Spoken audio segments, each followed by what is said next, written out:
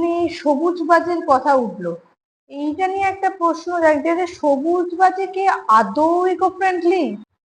সবুজ বাজিতে দূষণ 30% পর্যন্ত কম হতে পারে।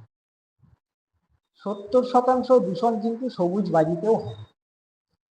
সবুজ বাজিতে কিছু ক্ষতিকারক পদার্থ থাকে না, তার খোলটা ছোট হয়, বাজিটা মানে পরিমাণে কম বাজির মশলা ব্যবহার করা হয়, বোরিয়াম ব্যবহার করা হয় না ইত্যাদি।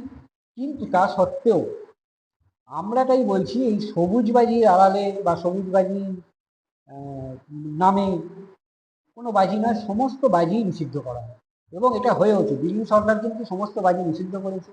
বিহারের 4টি শহরের তো বাজি, সমস্ত ধরনের বাজি নিষিদ্ধ হয়েছে।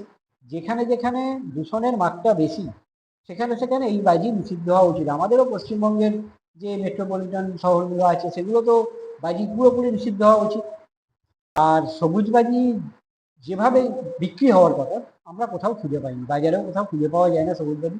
সবুজ বাজিতে কিউআর কোড থাকবে, সেটা স্ক্যান করবে। বাজি বিক্রির এই জটিলতা গ্রাম বাংলার মানুষের পক্ষে এই জটিল পদ্ধতিতে বাজি যাচাই করে কেনাটা দীর্ঘ ব্যাপার। ফলে যা হওয়ার তাই হচ্ছে, সবুজ রঙের প্যাকেটে বাজি ভরে বলা হচ্ছে এটা সবুজ বাজি।